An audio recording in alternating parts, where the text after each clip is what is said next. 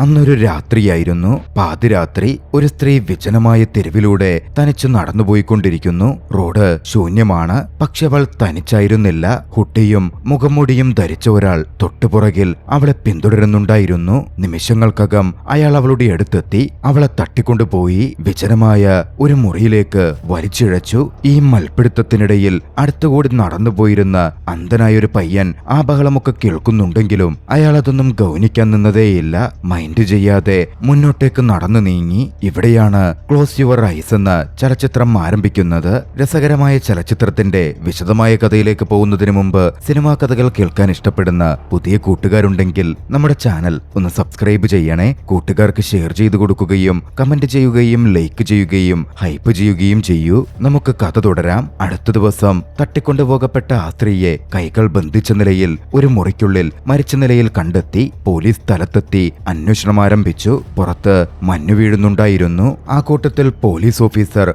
ഡാഗോവും ഉണ്ടായിരുന്നു. അദ്ദേഹം ക്രൈം സീനും മറ്റും പരിശോധിക്കാൻ തുടങ്ങി. പരിശോധനയ്ക്കിടെ കൊലയാളി ചുവരിൽ വരച്ചു വെച്ച ഒരു ചുവന്ന കുരിശടയാളം അദ്ദേഹം ശ്രദ്ധിച്ചു. ഇതേസമയം മറ്റൊരിടത്ത് കിം ഹ്യുൻവു എന്നു പേരുള്ള അന്ധനായ പയ്യൻ ഒരു ഷോപ്പിംഗ് മാളിൽ തന്റെ മ്യൂസിക് അവതരിപ്പിക്കുകയായിരുന്നു. അവന്റെ പ്രകടനം തുടർന്നുകൊണ്ടിരിക്കെ അങ്ങോട്ടേക്ക് ചോങ്സു എന്നൊരാൾ കടന്നു വന്നു. ചോങ്സു അവിടെ സ്ഥിരമായി വരാറുള്ള വ്യക്തിയാണ്. ചോങ്സുവിനെ പോലെ പലരും ഹ്യുൻവുവിന്റെ അടുത്ത് വന്നിരുന്ന് ഓരോന്ന് സംസാരിക്കാറുണ്ട്. ചോങ്സു ഹ്യുൻവുവിന്റെ അടുത്ത് വന്നിരുന്നു. സ്ഥിരമായി വരുന്ന ഒരാൾ അടുത്തു വന്നിരിക്കുമ്പോൾ അസ്വാഭാവികതയൊന്നും തോന്നേണ്ട കാര്യമില്ലല്ലോ. പക്ഷെ അന്ന് കാര്യങ്ങൾ വ്യത്യസ്തമായിരുന്നു. താൻ ഒരാളെ കൊന്നുവെന്ന് ചോങ്സു നിസ്സാരമായി ഹ്യുൻവുവിനോട് പറഞ്ഞു. ആ കൊലപാതകത്തെക്കുറിച്ച് അവൻ വിശദീകരിക്കുകയും ചെയ്തു. അത് കേട്ട ഹ്യുൻവു അല്പം അസ്വസ്ഥനാവുന്നുണ്ടായിരുന്നു. എന്നിരുന്നാലും അതൊരു നുണയായിരിക്കും എന്നായിരുന്നു അവൻ ചിന്തിച്ചത്. പിന്നാലെ ചോങ്സു ചിരിച്ചുകൊണ്ട് താനൊരു മർഡർ മിസ്റ്ററി നോവൽ എഴുതുകയാണെന്നും അതിലെ കാര്യമാണ് അവനോട് പറഞ്ഞത് എന്നും അങ്ങ് സമ്മതിച്ചു. എന്തായാലും വൈകാതെ ചോങ്സു അവിടുന്ന് പോയി. ചോങ്സു പോയതിനു ശേഷം ഹ്യുൻവുവിന്റെ ഫാൻസായ ഒരു കൂട്ടം ഹൈസ്കൂൾ പെൺകുട്ടികൾ അദ്ദേഹത്തിന് ചുറ്റിലും കൂടി. അവന് സമ്മാനങ്ങൾ നൽകാൻ ആരംഭിച്ചു. അധികം വൈകാതെ തളർന്ന മുഖവുമായി മീറിം എന്ന വിദ്യാർത്ഥിനി അങ്ങോട്ടേക്ക് കടന്നു വന്നു. തന്റെ സഹപാഠികൾ ഹ്യുൻവുവിനെ വളഞ്ഞിരിക്കുന്നത് കണ്ട് അവർ പോകുന്നവരെ അവൾ അവിടെ കാത്തുനിന്നു. ഹ്യുൻവുവിന് അവരിൽ നിന്ന് അത്രയധികം ഗിഫ്റ്റുകൾ കിട്ടിയതും അവനോട് അത്ര അടുപ്പം കാണിക്കുന്നതും ഒക്കെ കണ്ടപ്പോ അവൾക്ക് തെല്ലൊരു നീരസം തോന്നാതിരുന്നില്ല. മീറിമിന് ഹ്യുൻവുവിനെ ഇഷ്ടമാണ്. ഇടയ്ക്കിടെ അവൾ അവനെ സന്ദർശിക്കാറുണ്ട്. തവണ അവൾ ആ പ്രദേശത്ത് നടന്ന ഒരു കൊലപാതകത്തെക്കുറിച്ചായിരുന്നു സംസാരിച്ചത്. കൊല്ലപ്പെട്ട സ്ത്രീ ഒരിക്കൽ മദ്യപിച്ച് ഹ്യുൻവുവിന്റെ അടുത്ത് വന്ന് തന്റെ വിവാഹത്തെക്കുറിച്ച് സംസാരിച്ചിരുന്ന കാര്യം അവൾ ഓർത്ത് അവനോടായി പറഞ്ഞു. ചോങ്സു നേരത്തെ അടുത്തു വന്നിരുന്ന കാര്യങ്ങൾ പറഞ്ഞത് കേട്ടപ്പോ അതുമായി ഇതിന് സാമ്യമുണ്ടല്ലോ എന്ന് ചിന്തിച്ച് ഹ്യുൻവുവിന് പെട്ടെന്ന് ഭയം തോന്നി. ഇരുട്ടുന്നതിന് മുമ്പ് വേഗം വീട്ടിലേക്ക് പോകാൻ മീറിമിനോട് അവൻ ആവശ്യപ്പെട്ടു. മീറിം പോകാൻ തുടങ്ങിയപ്പോ അവിടുണ്ടായിരുന്ന ഒരു ശുചീകരണ തൊഴിലാളി അവളുടെ മുഖത്തെ ചതവുകൾ ശ്രദ്ധിച്ചു. എന്താ പറ്റിയതെന്ന് അവളോട് ചോദിച്ചു. താൻ വീണതാണെന്ന് പറഞ്ഞ് മീറിം ഒഴിഞ്ഞു മാറി. വൈകാതെ അവൾ അവിടെ നിന്ന് തന്റെ വീട്ടിലേക്ക് എത്തിച്ചേർന്നു. യാഥാർത്ഥ്യത്തിൽ മീറിം വീണ് അവളുടെ ശരീരത്തിൽ ചതവുകൾ പറ്റിയതായിരുന്നില്ല. അവൾ അവളുടെ പിതാവിന്റെ ഒപ്പമാണ് താമസിക്കുന്നത്. അയാളാണ് അവളെ ഉപദ്രവിക്കുന്നത്. അയാൾ വലിയൊരു കുടിയനാണ്. മീറിം എത്തിയതും അവളുടെ പിതാവ് അവളോട് മദ്യം ആവശ്യപ്പെട്ടു. അവൾ മറുപടി നൽകാതെ നിന്നതിനാൽ ദേഷ്യം വന്ന അയാൾ അവിടുണ്ടായിരുന്ന മദ്യക്കുപ്പി വലിച്ചെറിഞ്ഞു. അത് താഴെ വീണ് പൊട്ടിത്തെറിച്ചു. മീറിം ഭയപ്പെട്ടിരുന്നു. പിന്നാലെ ആ പിതാവ് തന്റെ മകളെന്ന് പോലും നോക്കാതെ അവളെ ക്രൂരമായി മർദ്ദിച്ചു. മീറിം തിരിച്ചടിച്ചൊന്നുമില്ല. നിശബ്ദയായി അവൾ അതൊക്കെ സഹിച്ചുകൊണ്ടിരുന്നു. ആ ജീവിതം അവൾക്ക് നന്നേ മടുത്തിരുന്നു. അതുകൊണ്ട് തന്നെ എല്ലാം വിട്ടെറിഞ്ഞ് അവിടെ നിന്ന് ഓടിപ്പോകാൻ അവൾക്ക് തോന്നി. ഇതേസമയം ഹ്യുൻവു വീട്ടിലേക്ക് മടങ്ങി വരികയായിരുന്നു. തെരുവിലൂടെ നടന്നു വരുമ്പോ ചില ശബ്ദങ്ങൾ അവൻ കേട്ടു. തലേ ദിവസം നടന്ന കൊലപാതകത്തെക്കുറിച്ച് പോലീസ് തെരുവിൽ ആളുകളെ ചോദ്യം ചെയ്യുകയായിരുന്നു. ചോദ്യങ്ങളും സാഹചര്യങ്ങളും ഒക്കെ കേട്ടിരുന്ന അവൻ പെട്ടെന്ന് ചോങ്സുവിന്റെ കാര്യമോർത്തു. ചോങ്സു പറഞ്ഞ കഥയോർത്തു. അതുകൊണ്ട് തന്നെ പോലീസ് ഉണ്ടായിരുന്ന വഴിയിലേക്ക് പോകാതെ മറ്റൊരു വഴിയിലേക്ക് അവൻ തിരിഞ്ഞു നടന്നു. അപ്പാർട്ട്മെന്റ് എത്തിയപ്പോൾ അവൻ തന്റെ കണ്ണട ഊരി മാറ്റി മുന്നിലുള്ള കണ്ണാടിയിൽ നോക്കി. ആ സമയമാണൊന്ന് വ്യക്തമായി. യാഥാർത്ഥ്യത്തിൽ അവൻ അന്ധതയൊന്നുമില്ല. ഹ്യുൻവു അന്ധനായി അഭിനയിച്ചുകൊണ്ടിരിക്കുകയാണ്. ഇതേസമയം മറ്റൊരിടത്ത് ഒരു മനുഷ്യൻ തന്റെ ഒരു ഉന്തുവണ്ടി കയറ്റമുള്ള വഴിയിലൂടെ തള്ളിക്കയറ്റാൻ കഷ്ടപ്പെടുകയായിരുന്നു. എവിടെ നിന്നോ വന്ന ഒരാൾ അയാളെ സഹായിച്ചു. ഹൂഡി ധരിച്ചിരുന്ന മുഖം മറച്ചിരുന്ന ഒരു വ്യക്തി വണ്ടി മുകളിലെത്തിയതും എല്ലാം ശരിയായെന്ന് ആ മനുഷ്യൻ കരുതി നിൽക്കെ ആ അപരിചിതൻ പെട്ടെന്ന് അയാളെ ആക്രമിച്ചു. പിന്നാലെ താഴെയിട്ട് കൈകൾ കെട്ടി. അടുത്ത ദിവസം ശൂന്യമായ ഒരു മുറിക്കുള്ളിൽ ആ മനുഷ്യന്റെ മൃതദേഹം പോലീസ് കണ്ടെത്തി. ആ കൊലപാതകവും അതിനു മുമ്പ് നടന്നതും തമ്മിൽ ബന്ധമുണ്ടെന്നും അതൊരേ ആൾ തന്നെ ചെയ്തതാണെന്നും പോലീസ് സംശയിച്ചു. എന്നിരുന്നാലും ഈ കൊലപാതകങ്ങൾക്ക് പിന്നിലെ ലക്ഷ്യം കണ്ടെത്താൻ അവർക്ക് കഴിയുന്നുണ്ടായിരുന്നില്ല. സ്റ്റേഷനിൽ ഈ കേസ് ഒരു തർക്കവിഷയമായി മാറി. മുതിർന്ന ഉദ്യോഗസ്ഥനായ ഡിറ്റക്റ്റീവ് ഡാഗു ഔദ്യോഗികമായി ഈ കേസ് കൈകാര്യം ചെയ്യാൻ പാടില്ലാത്തതായിരുന്നു. എങ്കിലും അദ്ദേഹം പിന്നോട്ടു മാറാതെ രഹസ്യമായി തന്റെ അന്വേഷണം തുടർന്നു. ജൂനിയർ ഓഫീസറിന് ആ കേസിന്റെ ചുമതല വന്നെത്തി. തന്റെ ഓഫീസിലെ മാപ്പ് ഉപയോഗിച്ച് ഇതിനു മുമ്പും നിരവധി മൃതദേഹങ്ങൾ കണ്ടെത്തിയ സ്ഥലങ്ങൾ തമ്മിലുള്ള ബന്ധം അദ്ദേഹം പരിശോധിച്ചു. താമസിയാതെ ചില തെളിവുകൾ അയാൾ നോക്കിക്കണ്ടു. പിന്നാലെ അദ്ദേഹം തന്റെ അന്വേഷണം തുടർന്നു. ഇതേസമയം മറുവശത്ത് ഹ്യുൻവുവിനെ ചോങ്സു വീണ്ടും വന്നു കണ്ടു. മുമ്പത്തെ പോലെ തന്നെ താൻ തലേ ദിവസം എങ്ങനെയാണ് ഒരാളെ കൊന്നതെന്ന് ചോങ്സു അവനോട് വിശദീകരിച്ചു. പക്ഷേ ഹ്യുൻവു വല്ലാതെ അസ്വസ്ഥനാവുന്നുണ്ടായിരുന്നു. അത് കണ്ടപ്പോൾ ഇതൊക്കെ തന്റെ നോവലിന്റെ ഭാഗമാണെന്ന് പറഞ്ഞ് അവനത് നിസ്സാരമാക്കി. ഹ്യുൻവുവിന് അക്ഷരാർത്ഥത്തിൽ ഒരു ടെൻഷൻ അനുഭവപ്പെടുന്നുണ്ടായിരുന്നു. അന്ന് അവൻ പോയി കഴിഞ്ഞ് കുറച്ചു സമയം കഴിഞ്ഞപ്പോ മീറിം അങ്ങോട്ടേക്ക് എത്തി. തലേ ദിവസം കൊല്ലപ്പെട്ട ആ ഒരു മനുഷ്യനെ പറ്റി ഹ്യുൻവുവിനോട് വിശദീകരിച്ചു. അത് കേട്ട് ചുറ്റുമുള്ള ആളുകൾ ആ കൊലപാതകങ്ങളെപ്പറ്റി സംസാരിക്കാനും അതിനെപ്പറ്റി ചർച്ച ചെയ്യാനും അവിടെ ചുറ്റിലും കൂടി. പെട്ടെന്നായിരുന്നു അങ്ങോട്ടേക്ക് ഡിറ്റക്റ്റീവ് ഡാഗുവും സംഘവും വന്നെത്തുന്നത്. അദ്ദേഹം ഹ്യുൻവുവിന്റെ അടുക്കൽ ചോദ്യം ചെയ്തു. അവിടുത്തെ ചില CCTV ദൃശ്യങ്ങൾ അവനെ കാണിച്ചു. കൊല്ലപ്പെട്ടിരുന്ന ആ രണ്ടുപേരും നേരത്തെ ഹ്യുൻവുവിനടുക്കൽ വന്നിരുന്നു. ആ മാളിൽ സന്ദർശിച്ചിരുന്നു. എന്താണ് അവർ നിന്നോട് സംസാരിച്ചത് എന്ന് ഡിറ്റക്റ്റീവ് ഹ്യുൻവുവിനോട് ചോദിച്ചു. തന്റെ അടുത്ത് വരുന്നവർ തന്നോട് സാധാരണമായി സംസാരിക്കാറുണ്ടെന്നും അവരുടെ കഥകളൊക്കെ പങ്കുവെക്കാറുണ്ടെന്നും അതിൽ താൻ പ്രത്യേകിച്ചൊന്നും നോക്കിക്കാണാറില്ലെന്നുമായിരുന്നു ഹ്യുൻവു മറുപടി പറഞ്ഞത്. എന്നിരുന്നാലും ഡാഗു തന്റെ വിസിറ്റിംഗ് കാർഡ് അവന് കൊടുത്തു. സംശയാസ്പദമായി എന്തെങ്കിലും തോന്നിയാൽ ആ നമ്പറിൽ വിളിക്കാൻ പറയുകയും ചെയ്തു. അന്ന് വൈകുന്നേരം മീറിം താൻ പാർട്ട് ടൈം ജോലി ചെയ്യുന്ന കടയിലായിരുന്നു. ആ സമയം അവൾക്ക് ഫോണിൽ ഒരു മെസ്സേജ് വന്നു. മാസങ്ങളായി നൽകാത്ത വാടക നൽകണമെന്ന് വീട്ടുടമ ആവശ്യപ്പെടുകയായിരുന്നു. എന്തു ചെയ്യണമെന്നറിയാതെ അവൾ തന്റെ മുതലാളിക്കടുത്തെത്തി കുറച്ചു പണം അഡ്വാൻസ് ചോദിച്ചു. പക്ഷേ അത് നൽകാൻ പറ്റില്ല എന്നായിരുന്നു അവരുടെ മറുപടി. മറ്റു വഴികളില്ലാതെ നിരാശയോടെ അവൾ ജോലി കഴിഞ്ഞ് വീട്ടിലേക്ക് നടന്നു. പോകുന്ന വഴിയിൽ ആരോ തന്നെ പിന്തുടരുന്ന പോലെ അവൾക്ക് തോന്നിയിരുന്നു. തിരിഞ്ഞു നോക്കിയപ്പോ ആരെയും കാണുന്നുമില്ല. പണമില്ലാതെ എങ്ങനെ ജീവിക്കും, എങ്ങനെ വാടക കൊടുക്കും, ഈ അവസ്ഥയിൽ നിന്ന് എങ്ങനെ കരകയറും എന്നോർത്ത് അവൾ വിഷമിച്ചുകൊണ്ടിരുന്നു. എന്നിരുന്നാലും ഒരു തരത്തിൽ അവൾ സ്വയം ആശ്വാസം കണ്ടെത്തുന്നുണ്ടായിരുന്നു. അതേസമയം ഹ്യുൻവുവും ഓരോന്നാലോചിച്ച് വീട്ടിലേക്ക് നടന്നു പോയിക്കൊണ്ടിരിക്കുകയായിരുന്നു. ചോങ്സു തന്നോട് പറഞ്ഞ കാര്യങ്ങൾ മറക്കാൻ അവന് സാധിച്ചതേയില്ല. അവന്റെ നോവലിലെ കാര്യങ്ങളും നഗരത്തിൽ നടക്കുന്ന കൊലപാതകങ്ങളും തമ്മിൽ ഒരുപാട് സാമ്യങ്ങളുണ്ട്. സമയം മുന്നോട്ട് കടന്നുപോയിക്കൊണ്ടിരുന്നു. നഗരത്തെ ഭീതിയിലാഴ്ത്തിയ കൊലപാതകങ്ങൾക്കൊന്നും ഉത്തരം കണ്ടെത്താൻ പോലീസിന് സാധിച്ചിട്ടില്ല. ഇരകളുടെ എണ്ണം കൂടി വരുന്നു. സാഹചര്യം അതോടെ കൂടുതൽ ഭയാനകമായി മാറി. ഡിറ്റക്റ്റീവ് ഡാഗുവും സംഘവും കേസ് ചർച്ച ചെയ്യുന്നതിനിടെ കേസിന്റെ ഇൻചാർജുള്ള ജൂനിയർ ഓഫീസർ കടന്നുവന്നു. തെളിവുകളില്ലാതെ അവർ ഇങ്ങനെ അന്വേഷണം തുടരുന്നത് അവസാനിപ്പിക്കണം എന്ന് പറഞ്ഞവിടെ ബഹളമുണ്ടാക്കി. തെളിവുകളുടെ അഭാവത്തിൽ കേസ് ഇങ്ങനെ തുടർന്നു പോകുന്നത് ശരിയല്ല എന്നായിരുന്നു അവൻ പറഞ്ഞത്. അവനായിരുന്നു കേസിന്റെ ഉത്തരവാദിത്തവും. കൃത്യസമയമാണ് അങ്ങോട്ടേക്ക് ഹ്യുൻവുവിന്റെ കോൾ വന്നെത്തുന്നത്. അവിടുണ്ടായിരുന്ന ഒരു പബ്ലിക് ബൂത്തിൽ നിന്ന് അവൻ പോലീസ് സ്റ്റേഷനിലേക്ക് കോൾ ചെയ്യുകയായിരുന്നു. അതും ഡാഗു കൊടുത്ത നമ്പറിൽ കൊലപാതകത്തെക്കുറിച്ച് ഒരു സൂചന തരാനുണ്ട് എന്ന് പറഞ്ഞ് അവൻ കാര്യങ്ങൾ വിശദീകരിക്കുന്നതിന് മുമ്പേ സ്റ്റേഷനിലേക്ക് വരാനുള്ള മറുപടിയായിരുന്നു അവന് കിട്ടിയത്. ഭയന്ന് അവൻ പെട്ടെന്ന് ഫോൺ കട്ട് ചെയ്തു. ദേഷ്യം വന്ന ഡാഗു ഉടൻ തന്നെ ആ ഫോൺ കോൾ വന്ന സ്ഥലം കണ്ടെത്താൻ സഹപ്രവർത്തകരോട് ഉത്തരവിട്ടു. പിന്നാലെ അവിടെ നിന്ന് പുറത്തേക്കിറങ്ങി. അവിടുണ്ടായിരുന്ന ജൂനിയർ ഓഫീസർക്ക് ഇതൊക്കെ കണ്ട് ദേഷ്യം വരുന്നുണ്ടായിരുന്നു. കേസിന്റെ ഔദ്യോഗിക ചുമതല തനിക്കാണെന്നും താനാണ് ഉത്തരവിടേണ്ടതെന്നും പറഞ്ഞ് അയാൾ അവിടെ കിടന്ന് അലറുന്നുണ്ടായിരുന്നു. മറുവശത്ത് വീട്ടിലേക്ക് പോയിരുന്ന മീറിം തന്റെ താമസ സ്ഥലത്തേക്ക് എത്തിച്ചേർന്നു. പക്ഷേ പുറത്ത് വീട്ടുടമ നിൽക്കുന്നുണ്ടായിരുന്നു. നേരത്തെ വാടക കൊടുക്കാത്തതിന് പകരമായി തന്നോടൊപ്പം കിടക്ക പങ്കിടാൻ അയാൾ ആവശ്യപ്പെട്ട കാര്യം അവൾ ഓർത്തു. പേടിച്ച മീറിം അകത്തേക്ക് പോകാതെ അവിടെ നിന്ന് നടന്നു നീങ്ങി. തെരുവിലൂടെ എങ്ങോട്ടേക്ക് പോകണമെന്നറിയാതെ അവൾ നടന്നുകൊണ്ടിരുന്നു. ആ സമയമാണ് വീട്ടിലേക്ക് മടങ്ങുന്ന ഹ്യുൻവുവിനെ അവൾ കാണുന്നത്. അവൾ രഹസ്യമായി അവനെ പിന്തുടർന്നു. തന്നെ ആരോ പിന്തുടരുന്നുണ്ട് എന്ന് ഹ്യുൻവു വേഗത്തിൽ തിരിച്ചറിഞ്ഞിരുന്നു. ഉള്ളിൽ ഭയം തോന്നിയെങ്കിലും അവനത് പുറത്തു കാണിച്ചില്ല. ഒടുവിൽ അപ്പാർട്ട്മെന്റിൽ എത്തിയപ്പോ അവൻ വാതിലടക്കാൻ തുനിഞ്ഞു. പെട്ടെന്ന് മീറിം അങ്ങോട്ടേക്കെത്തി വാതിലടയ്ക്കാൻ സമ്മതിക്കാതെ കാലുവെച്ച് തടയാൻ തുടങ്ങി. തന്നെ ഒരു രാത്രി അവിടെ തങ്ങാൻ അനുവദിക്കണം എന്നവൾ അവനോട് അപേക്ഷിച്ചു. അങ്ങോട്ടേക്കെത്തിയിരുന്ന അയൽക്കാർ അത് ശ്രദ്ധിക്കുന്നുണ്ടായിരുന്നു. അതോടെ ഹ്യുൻവുവിന് മറ്റു വഴിയില്ലാതെ അവളെ അകത്ത് പ്രവേശിപ്പിക്കേണ്ടി വന്നു. അന്ന് രാത്രി സ്വന്തം വീട്ടിൽ വെച്ചും അവനന്തനായി അഭിനയിക്കേണ്ടി വരികയായിരുന്നു. പിന്നീട് അന്നുറങ്ങാൻ കിടക്കുന്ന സമയം സമയം മീറിം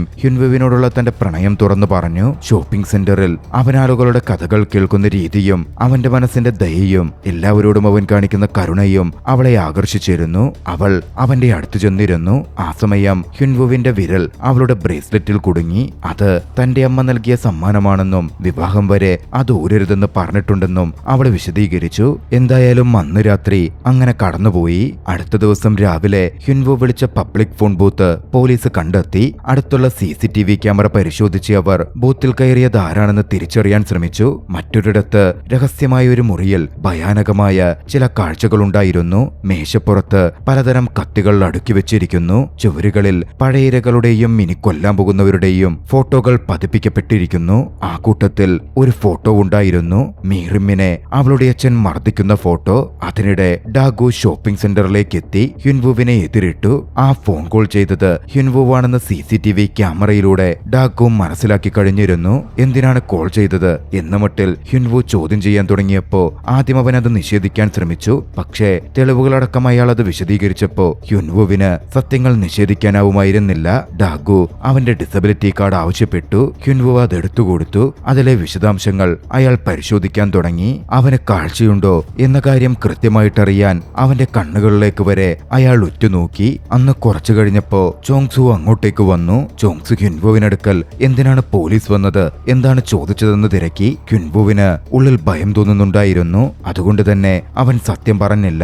രാത്രി വീട്ടിലേക്ക് പോകുമ്പോ സൂക്ഷിക്കണമെന്ന് പോലീസ് പറഞ്ഞതാണ് എന്നവൻ മറുപടി കൊടുത്തു. ചോങ്സു ചിരിച്ചുകൊണ്ട് നോവലിൽ ഇനി എഴുതാനുള്ള കൊലപാതകം ഏത് രീതിയിലാണ് വേണ്ടത് എന്ന് അവനോട് തിരക്കി. ആ ചോദ്യം ഹ്യുൻവുവിനെ വല്ലാതെ അസ്വസ്ഥനാക്കിയിരുന്നു. അവൻ മറുപടി പറയുന്നതിന് മുമ്പ് അടുത്തിരയെ തിരഞ്ഞെടുക്കുന്നത് പോലെ ദൂരേക്ക് ചൂണ്ടി ദാ സ്ത്രീ മതിയാകുമോ എന്ന മട്ടിൽ ചോങ്സു ചോദിച്ചു. ആ നിമിഷം ഹ്യുൻവു രഹസ്യമായി തന്റെ ഫോണിൽ ആ സ്ത്രീയുടെ ഫോട്ടോ എടുത്തു. ഹ്യുൻവുവിന്റെ ആ നീക്കം പിടിക്കപ്പെടേണ്ടതായിരുന്നു. ഭാഗ്യവശാൽ ആ സമയം അങ്ങോട്ടേക്ക് മറ്റൊരാൾ വന്നതുകൊണ്ട് ചോങ്സുവിന്റെ ശ്രദ്ധയിൽ നിന്നും ഹ്യുൻവു രക്ഷപ്പെട്ടു. അന്ന് രാത്രി വീട്ടിലെത്തിയപ്പോൾ അവിടെ മീറിമും എത്തിയിരുന്നു. ഹ്യുൻവു മീറിമിനോട് അവിടുന്ന് പോകാൻ പറഞ്ഞു. ഇവിടെ അങ്ങനെ തുടർച്ചയായി തങ്ങാൻ പറ്റില്ല എന്നും കൂട്ടിച്ചേർത്തു. പോകുന്നതിനു മുമ്പ് മുറിയിൽ കണ്ട ഇരട്ടക്കുട്ടികളുടെ ഫോട്ടോയെക്കുറിച്ച് മീറിം ഹ്യുൻവുവിനോട് തിരക്കി. ഹ്യുൻവു പക്ഷേ മറുപടിയൊന്നും പറഞ്ഞില്ല. മീറിം അവന്റെ കവളിൽ ഉമ്മ നൽകി വേഗത്തിൽ അവിടെ നിന്ന് പോയി. അവൾ പോയ ശേഷം ഹ്യുൻവു ആ ഫോട്ടോയിലേക്ക് വീണ്ടും നോക്കി. അത് ഹ്യുൻവുവും അവന്റെ ഇരട്ട സഹോദരനുമായിരുന്നു.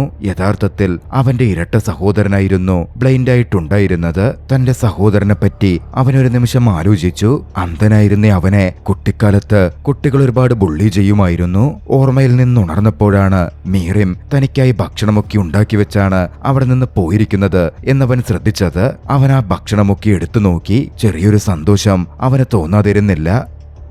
ഇതേ സമയം മറുവശത്ത് മീറിം വീട്ടിലേക്ക് നടന്നുപോയിക്കൊണ്ടിരിക്കുകയായിരുന്നു. ആരോ തന്നെ പിന്തുടരുന്നതുപോലെ അവൾക്ക് തോന്നിക്കൊണ്ടിരുന്നു. തിരിഞ്ഞു നോക്കിയപ്പോൾ മുഖംമൂടി ധരിച്ചൊരാൾ തന്റെ പിന്നിൽ വരുന്നത് അവൾ കണ്ടു. സർവ്വശക്തിയുമെടുത്ത് ഭയന്നി അവൾ മുമ്പോട്ടേക്ക് ഓടി. അയാൾ അവളെ പിന്തുടർന്നു. ഓടിയോടി ഒടുവിൽ താൻ ജോലി ചെയ്യുന്ന കടയുടെ മുമ്പിലേക്കെത്തി. അവൾ അവിടെ വീണു. അവിടെ മറ്റാളുകളും ഉണ്ടായിരുന്നു. അതോടെ പിന്തുടർന്നു വന്നിരുന്ന വ്യക്തി അവിടെ നിന്ന് ഓടിപ്പോയി. അടുത്ത ദിവസം മീറിം ഹ്യുൻവുവിന്റെ അടുത്തു ചെന്നു. കരഞ്ഞുകൊണ്ട് നടന്ന കാര്യങ്ങൾ അവനോടായി പറഞ്ഞു. ആ വിവരണത്തിൽ നിന്ന് ആ ആൾ ചോങ്സു തന്നെയായിരിക്കും എന്ന് ഹ്യുൻവു ഉറപ്പിച്ചു. അവൾ പറഞ്ഞ വിശദീകരണത്തിലുള്ള പോലെ ചോങ്സു എപ്പോഴും ഹൂഡി ധരിക്കുകയും അതേ ബോഡി ലാംഗ്വേജിലാണ് നടക്കുകയും ഒക്കെ ചെയ്യാറുള്ളത്. അതോടെ ചോങ്സുവിനെ ഒന്ന് ഫോളോ ചെയ്തു നോക്കാൻ ഹ്യുൻവു തീരുമാനിച്ചു. ഹ്യുൻവു ചോങ്സുവിനെ പിന്തുടർന്ന് അവനെവിടെയാണ് താമസിക്കുന്നത് എന്നൊക്കെ മനസ്സിലാക്കി. താമസിയാതെ തന്റെ സംശയങ്ങൾ വെച്ച് ചോങ്സുവിന്റെ ഫോട്ടോയും പേരും വിലാസവും ഹ്യുൻവു പോലീസിന് അയച്ചു കൊടുത്തു. അടുത്ത ദിവസം മീറിം വീട്ടിലേക്കെത്തിയിരുന്നു. പക്ഷെ ആരൊരാൾ തന്നെ പിന്തുടർന്ന് വീടിന്റെ അടുത്തേക്ക് എത്തിയിട്ടുണ്ടെന്ന് അവൾ മനസ്സിലാക്കിയില്ല. അവൾ തന്റെ മുറിയിൽ ഭക്ഷണം പാകം ചെയ്യുമ്പോൾ വീട്ടുടമസ്ഥൻ അങ്ങോട്ടേക്ക് കടന്നു വന്നു. അവളെ കടന്നു പിടിക്കാൻ ശ്രമിച്ചു. ചൂടുള്ള സൂപ്പ് അയാളുടെ മേലൊഴിച്ച് അവൾ പുറത്തേക്കിറങ്ങി ഓടി. പക്ഷെ ഇത്തവണ പുറത്ത് ആ മുഖം മൂടി ധരിച്ച അക്രമി കാത്തു നിൽക്കുന്നുണ്ടായിരുന്നു. ഇത്തവണ അയാൾ അവളെ പിടികൂടി മയക്കുമരുന്ന് നൽകി അവിടെ നിന്ന് എടുത്തുകൊണ്ടുപോയി ഒരു മുറിയിലേക്ക് വലിച്ചിഴച്ചു. അടുത്ത ദിവസം പതിവ് പോലെ ഹ്യുൻവു ഷോപ്പിംഗ് മാളിലെത്തി പെർഫോമൻസ് നടത്താൻ ആരംഭിച്ചു. പക്ഷേ അന്ന് അത്ര നേരമായിട്ടും മീറിം അവന്റെ അടുക്കൽ എത്തിയിട്ടേയില്ല. അതവനെ തെല്ലൊന്ന് ആശങ്കയിലാക്കി. സ്ഥിരമായി മീറിം അവനടുക്കൽ വരാറുള്ളതാണ്. ഉടൻ തന്നെ അവളുടെ തിരോധാനത്തെക്കുറിച്ച് അവൻ പോലീസിൽ പരാതിപ്പെട്ടു. പോലീസ് അതോടെ മീറിമിനെ പറ്റി അന്വേഷിക്കാനും തുടങ്ങി. ഈ അന്വേഷണത്തിനിടയിലും പരാതി നൽകിയുള്ള പ്രൊസീജിയേഴ്സിനിടയിലും ഹ്യുൻവുവിന് കാഴ്ചയുണ്ടെന്ന് ഡിറ്റക്റ്റീവ് ഡാഗു തിരിച്ചറിഞ്ഞിരുന്നു. അതുമൂലം ഹ്യുൻവുവിനെ അയാൾ പോലീസ് സ്റ്റേഷനിൽ തടഞ്ഞുവെച്ചു. അവിടെ വെച്ച് ഹ്യുൻവു തന്റെ ഭൂതകാലം വെളിപ്പെടുത്തി. കുട്ടിക്കാലത്ത് ഹ്യുൻവു തന്റെ അന്ധനായ സഹോദരനൊപ്പം ഒരു അനാഥാലയത്തിലായിരുന്നു വളർന്നത്. സഹോദരന്റെ കണ്ണട വെച്ച് ഇടയ്ക്കൊക്കെ അവൻ അന്ധനായി അഭിനയിക്കുമായിരുന്നു. ആദ്യം അവർക്കതൊരു കളി മാത്രമായിരുന്നു. പക്ഷെ ഒരു ദിവസം ഒന്ന് സംഭവിച്ചു. അന്ന് സഹോദരന്റെ കണ്ണട വെച്ച് അന്ധനായി ഹ്യുൻവു അഭിനയിച്ചിരുന്ന സമയമായിരുന്നു. അന്ന് അനാഥാലയത്തിലെ കെയർടേക്കർ 2 കുട്ടികളെ മരുന്ന് നൽകി കൊലപ്പെടുത്തുന്നത് അവർ നേരിട്ട് കണ്ടു. പരിഭ്രാന്തിയിൽ കെയർടേക്കർ ഹ്യുൻവുവിനെ അവന്റെ അന്ധനായ സഹോദരനാണെന്ന് കരുതി അവിടെ നിന്ന് മാറ്റി നിർത്തി. തുടർന്ന് ഹ്യുൻവുവാണെന്ന് ചിന്തിച്ച് അന്ധനായ സഹോദരനെ ക്രൂരമായി മർദ്ദിക്കുകയും ചെയ്തു. രക്ഷപ്പെടാൻ ശ്രമിക്കുന്നതിനിടയിൽ അന്ധനായ സഹോദരൻ ഗോവണിയിൽ നിന്ന് വീണു മരിച്ചു. മരണപ്പെട്ടത് അന്ധനായ സഹോദരനല്ല എന്ന സത്യം പുറത്തു വന്നാൽ താനും കൊല്ലപ്പെടുമോ എന്ന് ഭയന്ന ഹ്യുൻവു അന്നു മുതൽ അന്ധനായി അഭിനയിക്കാൻ തുടങ്ങി. ഇതുവരേക്കും അവനത് തുടർന്നു പോരുന്നു. ഇത് കേട്ട ഡാഗു ആ കെയർടേക്കർ 7 വർഷം മുമ്പ് കുട്ടികളെ കടത്തിയതിന് അറസ്റ്റിലായ വിവരം അവനോട് പറഞ്ഞു. പോലീസ് പിന്നാലെ ഒരു പദ്ധതി ഇട്ടിരുന്നു. അതിന്റെ ഭാഗമായി ചോങ്സു അങ്ങോട്ടേക്കെത്തി. താനാണ് കൊലപാതകി എന്ന് പറഞ്ഞ കുറ്റങ്ങൾ സമ്മതിച്ച് പോലീസിന് മുമ്പിൽ അറസ്റ്റ് വരിച്ചു. വൈകാതെ ആ വാർത്ത എങ്ങും പ്രചരിച്ചു. അത് യഥാർത്ഥ കൊലയാളിയുടെ ചെവിയിലുമെത്തി.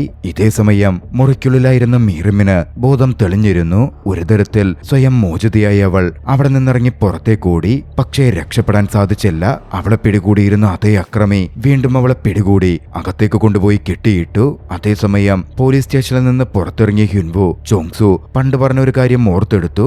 അവനൊരു കൊലപാതകത്തിന് ദൃക്സാക്ഷിയായതിനെക്കുറിച്ച്. അത് ഹ്യുൻവുവിനെ വല്ലാതെ അലട്ടിയിരുന്നു. ചിന്തിക്കും തോറും ചോങ്സു അല്ല യഥാർത്ഥ കൊലയാളിയെന്ന് അവൻ ഉറപ്പായി. മറ്റാരോ ആണ് ഇതിനു പിന്നിൽ. പോലീസ് തൽക്കാലം ഒക്കെയൊന്ന് നടക്കാൻ വേണ്ടി ചോങ്സുവിനെ പിടികൂടി അറസ്റ്റ് ചെയ്തിരിക്കുന്നതാണ്. മീറിമിനെ കണ്ടെത്താൻ ഹ്യുൻവു അതോടെ തെളിവുകൾ തന്റേതായ രീതിയിൽ ഓരോന്നായി ചേർത്ത് വെച്ച് പരിശോധിച്ചു. അടുത്തൊരു ദിവസം മാളിലായിരിക്കുന്ന സമയം മീറിമിന്റെ ഫോൺ അവിടുണ്ടായിരുന്ന ക്ലീനിംഗ് വർക്കറുടെ വണ്ടിയിലിരിക്കുന്നത് ഹ്യുൻവു ശ്രദ്ധിച്ചു. അതോടെ അയാളുടെ കാര്യത്തിൽ ഹ്യുൻവുവിന് സംശയം തോന്നി. ഹ്യുൻവു അയാളെ പിന്തുടർന്നു. അയാളുടെ പിക്കപ്പ് ട്രക്കിന് പിന്നിൽ കയറി ഒളിച്ചിരുന്നു. ആ സമയം ആ പിക്കപ്പ് ട്രക്കിനകത്ത് ഒരു മൃതദേഹം കണ്ട് അവൻ ഞെട്ടിയിരുന്നു. അവനെന്തെങ്കിലും പ്രതികരിക്കാൻ കഴിയുന്നതിന് മുമ്പേ അങ്ങോട്ടേക്ക് അയാൾ കടന്നു വന്നു. അതോടെ അവൻ ആ പിക്കപ്പ് ട്രക്കിനകത്ത് ഒളിച്ചിരിക്കേണ്ടി വന്നു. ഒടുവിൽ പിക്കപ്പ് ട്രക്ക് യാത്ര ചെയ്തു ഒരിടത്ത് നിർത്തി. അയാൾ പുറത്തേക്കിറങ്ങിപ്പോയിരുന്നു. ഹ്യുൻവു പതിയെ പുറത്തിറങ്ങി. പതിയെ നടന്ന് അവിടെ അടുത്തുണ്ടായിരുന്ന വീടിന്റെ അടുത്തേക്ക് അവൻ എത്തിച്ചേർന്നു. അവിടെ പരിശോധിച്ചപ്പോൾ മീറിം ബന്ദിയായി കിടക്കുന്നത് അവൻ നോക്കിക്കണ്ടു. അവിടെ നിൽക്കരുതെന്നും അപകടമാണെന്നും അവൾ അവനെ നോക്കി ആംഗ്യം കാണിച്ചെങ്കിലും അപ്പോഴേക്കും വൈകിപ്പോയിരുന്നു. അക്രമി കടന്നുവന്ന് വടികൊണ്ട് ഹ്യുൻവുവിനെ ആക്രമിച്ചു. അവർ തമ്മിൽ വലിയൊരു ഏറ്റുമുട്ടൽ നടന്നു. ഏറ്റുമുട്ടലിനിടയിൽ ഹ്യുൻവുവിനെ ആക്രമിക്കുന്നത് തടയാൻ അവൾ ശ്രമിച്ചപ്പോ അവളെ അയാൾ തള്ളി മാറ്റി. ആ ആഘാതത്തിൽ അവൾ ആ മുകൾ നിലയിൽ നിന്ന് താഴേക്ക് തെറിച്ചു വീണു.